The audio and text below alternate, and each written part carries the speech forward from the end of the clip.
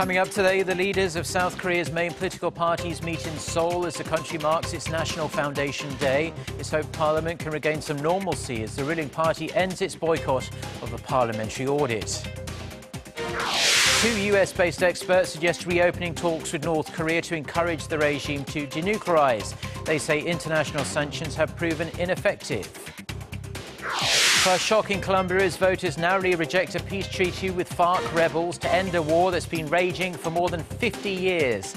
Stay tuned for these stories and more.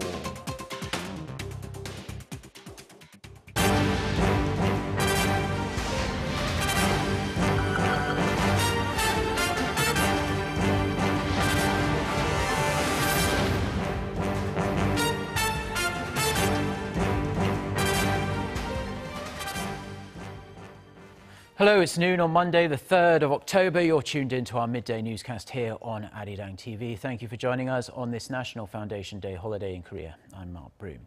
The leaders of Korea's three main political parties have gathered in central Seoul to celebrate the birth of Korea on this National Foundation Day, or Gaechonjeol, as it's called in Korean. This is the second time the leaders have met since the ruling party boycotted the parliamentary audit last week. Our Iji-won with the details. The ruling Saenuri Party's floor leader Chung Jin-seok, the Minju Party of Korea's chairwoman Chu Mi-ae, and the interim leader of the minor opposition People's Party Park Ji-won marked National Foundation Day in Gwanghwamun. Gathered to celebrate the birth of Korea more than 4,300 years ago, the leaders from the three sides met for the second time since the ruling party refused to join the parliamentary audit last week. The boycott was sparked by the opposition party's vote to file a motion to dismiss the agriculture minister Kim Jae-soo. With the ruling party announcing the end of its boycott on Sunday, the audit will resume on Tuesday. Meanwhile, before leaving for Australia to attend the Parliamentary Leaders Conference of MICTA, an association of Mexico, Indonesia, Korea, Turkey, and Australia, National Assembly Speaker Chung Se-kyun paid a visit to Saenuri Party leader Lee Jung-yeon, who is hospitalized after going on hunger strike for a week. He was trying to force Chung to resign to take responsibility for the passage of the opposition-backed motion to remove the agriculture minister. Iji-won, Arirang News. Experts in the United States are calling on the US to engage in direct negotiations with North Korea to freeze its nuclear program. They suggest this could be the first step in a plan to eventually denuclearize the regime. Ian Shin has more. Two American experts say the U.S. needs to engage in direct negotiations with North Korea. The president of the Woodrow Wilson International Center for Scholars, Jane Harmon, and the center's coordinator of the Hyundai Motor Korea Foundation Center for Korean History and Public Policy, James Person, made the suggestion in an op-ed that ran Friday in the Washington Post. They write that the strategy of using multilateral sanctions to force North Korea to give up its nuclear program has failed, and they proposed holding direct talks with Pyongyang to negotiate a freeze of all nuclear and long-range missile tests instead. The analysts say the Obama administration's policy of strategic patience has been ineffective. However, they also point to North Korean leader Kim Jong-un's indifference to negotiations, especially with the U.S. president nearing the end of his time in office. Another opinion piece on the New York Times published just after the regime's fifth nuclear test last month echoed the sentiment and pointed to the limited impact of international sanctions on the regime due to its relationship with China.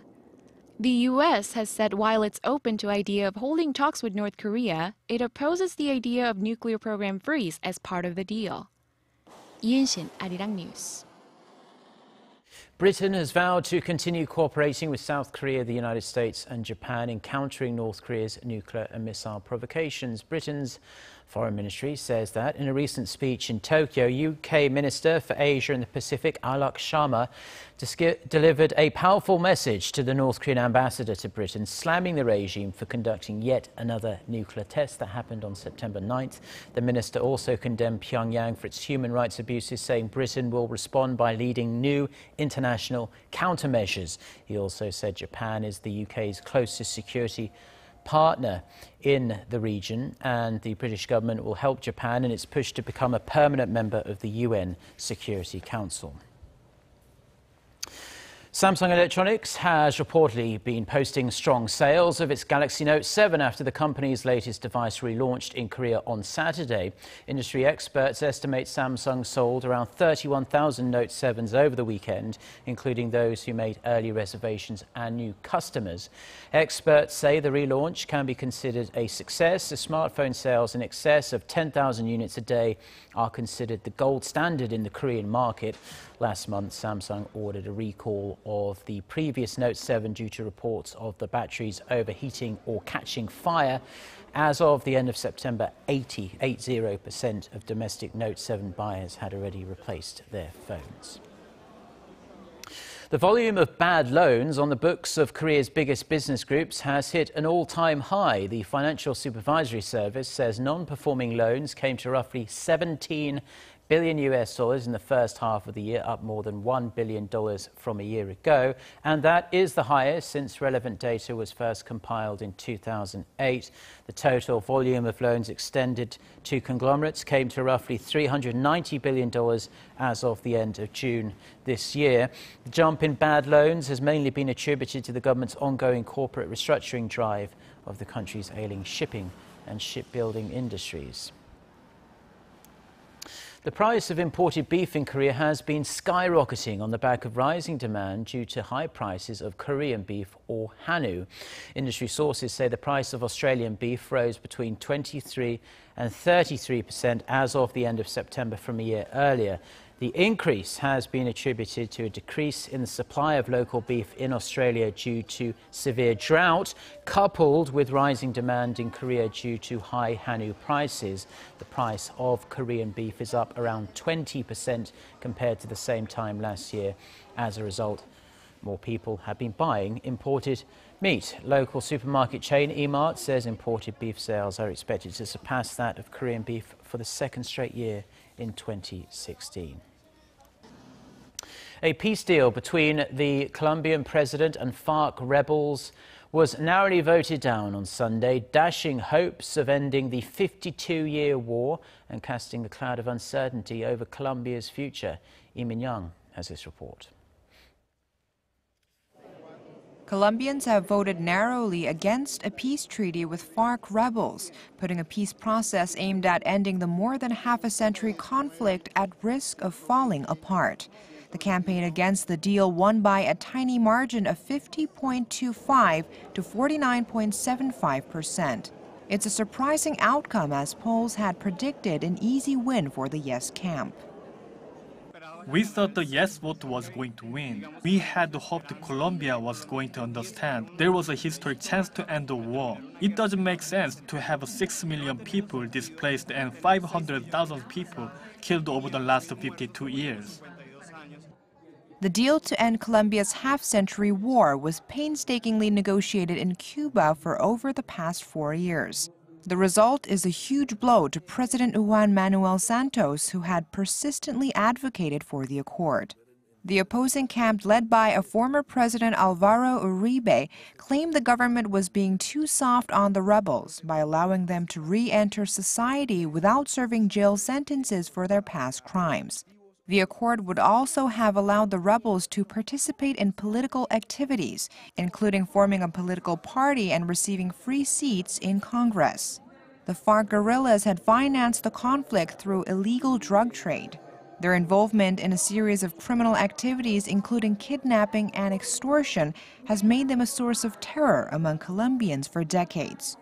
However, the guerrilla group has seen its numbers cut in half due to a U.S.-backed military offensive, and they had finally agreed to peace talks. The result of the referendum throws a shroud of uncertainty over both the likelihood of peace and Colombia's future. Lee Min-young, Arirang News. Britain's Prime Minister has revealed a little more of her strategy for taking Britain out of the European Union. In her first party conference speech as leader, Theresa May said the government will trigger Article 50 of the EU Constitution before the end of March. Kim Mok-yeon reports. British Prime Minister Theresa May announced on Sunday that she will trigger the process to leave the European Union without unnecessary delays. In a speech at the start of the Conservative Party's annual convention in Birmingham, May said Britain will invoke Article 50 of the Lisbon Treaty by March 30th, 2017. After that, Britain will have 2 years to finalize one of the most complex political deals in modern European history. If everything goes well, the UK will exit the EU by early 2019. Prime Minister May also announced plans to repeal the European Communities Act by May 2017, a move that will transfer all EU legislation into national laws and hand the power to British lawmakers at the moment of the exit. She said the British people have voted to leave the EU and become a fully independent, sovereign country, thus Britain will decide for itself on how it will control immigration and pass its own laws. Donald Tusk, the president of the European Council, said the statement had brought welcome clarity to the situation. Experts say her speech was unclear on future immigration and trade issues, but it brought Britain a step closer to its divorce from the European Union. Kim Mo-kyan, Arirang News. Now, with the US election just over 1 month away, a new poll shows more viewers thought Hillary Clinton did better than Donald Trump at the first presidential debate. The ABC News Washington Post poll shows the majority of respondents expressed an unfavorable opinion of Trump's debate performance, saying he got his facts wrong or outright lied. His unfavorability rating rose 5 points from his pre-debate level to 64%, while Clinton's unfavorability remained unchanged at 53%. The poll showed 53% thought Clinton won the debate. 18% said Trump came out on top, with the rest calling it a draw or expressing no opinion. The second debate, which will take the form of a town meeting, is set for Sunday night. The President of the Philippines has apologized profoundly and deeply for his recent comments that caused outrage among Jewish communities around the world. In a speech on Sunday, Rodrigo Duterte explained he had no intention to derogate the memory of the 6 million Jews murdered by the Nazis during World War II, when he said last Friday that he would be happy to kill 3 million Filipino drug users and peddlers like Hitler slaughtered the Jews. Regarding Duterte's previous comments, the Israeli government said they were, quote, unfortunate. Worldwide Jewish groups, the United Nations and Germany also said the remarks demonstrated a lack of respect for human life. Now, it's been a damp and dreary 24 hours or so in Korea, but clearer skies are in the forecast for this afternoon. There's heavy fog, though, lingering over the coastal regions of Jeollanam-do and Chungcheongnam-do provinces, but all of it is forecast to clear by later in the afternoon. Typhoon Chaba is currently making its way northward from Japan's Okinawa prefecture. As the storm could change paths, the Korea Meteorological Administration is urging people to keep an eye on weather advisories throughout the day, as chances of sporadic showers remain for the southern part of the nation. Korea's southern island of Jeju is about to start a project that will install solar energy generating facilities on unused farmland. Park Se-young has the details. This was once a tangerine orchard on Jeju Island, but it is now home to a 100 kilowatt solar power unit. That's because the Jeju Special Self-Governing Province has launched a scheme to turn tangerine farms into land designated for generating renewable energy. This is a kind of sunray pension for Jeju residents, which will hopefully serve as a social security policy for a stable future, and it offers 20 years of guaranteed income. Under the plan, the solar energy systems are installed for a minimum of 20 years. And the farmers can make a profit by selling the electricity. The government estimates the farmers can make about $3.60 per square meter of land, or more than 3 times what they make from growing tangerines. Once a farmer has their land registered for solar power production, the contractors cover all the necessary expenses for construction and registration of the solar unit, an investment of over $180,000. New solar farms are expected to begin operations as early as January 2017, and the Jeju government will continue to recruit more farmers every year. Park Se-young, Arirang News.